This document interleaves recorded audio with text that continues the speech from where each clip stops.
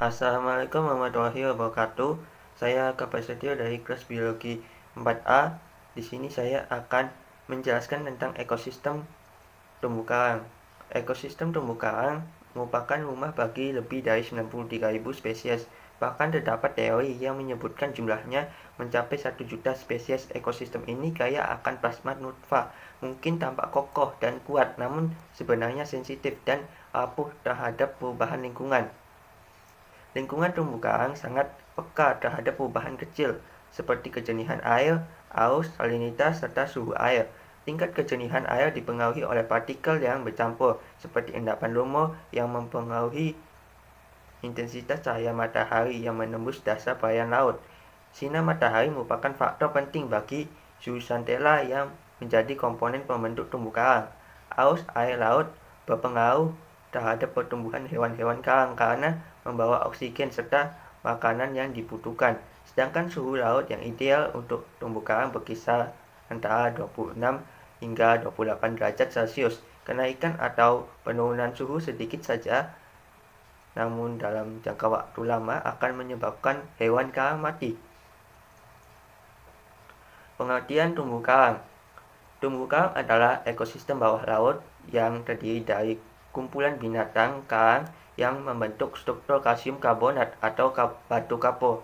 Ekosistem terumbu karang merupakan habitat bagi berbagai satwa laut dan menjadi penjaga keanekaragaman hayati di lautan. Ekosistem bawah laut ini menjadi tempat hidup dan perkembangbiakan aneka spesies seperti ikan-ikan kecil hingga predator yang membentuk hubungan rantai makanan di lautan. Istilah terumbu karang merupakan gabungan dari dua kata, yaitu terumbu dan karang. Terumbu adalah struktur kalsium karbonat atau CaCO3 yang dihasilkan oleh karang, sedangkan karang ialah sekumpulan binatang. Dalam bahasa Inggris, terumbu karang dikenal dengan istilah coral reef. Secara kasat mata, karang terlihat seperti tumbuhan dan tidak seperti binatang, padahal karang adalah kumpulan hewan-hewan kecil yang bernama polip. Klasifikasi karang sebagai binatang pertama kali dilakukan oleh ahli biologi Prancis bernama J.A. de Peysonnel pada tahun 1753, yakni ke dalam film Cnidaria kelas Anthozoa. Polip yang berjumlah ribuan membentuk koloni yang membentuk dua jenis karang, yaitu karang keras dan karang lunak. Proses pembentukan koloni memerlukan waktu yang sangat lama, bahkan hingga ribuan tahun. Habitat dan sebaran ekosistem terumbu karang umumnya terbentuk di kawasan pinggir pantai atau perairan yang masih tembus oleh sinar matahari, yaitu sekitar 50 meter di bawah permukaan laut. Namun terdapat pula beberapa jenis karang yang dapat hidup di kedalaman laut dan tidak membutuhkan cahaya matahari, serta tidak bersimbiosis dengan zooxanthellae.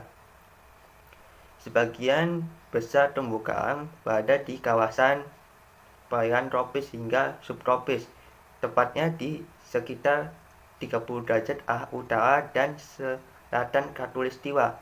Sebaran karang di dunia mencakup 100 negara dengan total luas sekitar 600.000 km di tahun 1990-an. Namun, menurut perkiraan kondisi, 10% terumbu karang saat ini berada dalam kondisi kritis dan mengalami kerusakan. Populasi terumbu karang terbesar berada di wilayah Indo-Pasifik dan Atlantik. Wilayah Indo-Pasifik merupakan habitat terluas dan dihuni beragam jenis karang seperti perairan Laut Merah, bagian timur dan bagian barat Samudra Hindia, perairan Indonesia, Malaysia, dan Filipina, dan wilayah Kepulauan Pasifik. Sedangkan kawasan Atlantik hanya memiliki luas terumbu karang sekitar 5% dibanding Indo-Pasifik. Keragamannya pun tidak terlalu tinggi dan hanya terdapat di titik tertentu seperti Bermuda dan Karibia, serta lepas pantai Brazil dan Afrika Barat. Sekian yang saya dapat sampaikan, kurang lebihnya mohon maaf. Wassalamualaikum warahmatullahi wabarakatuh.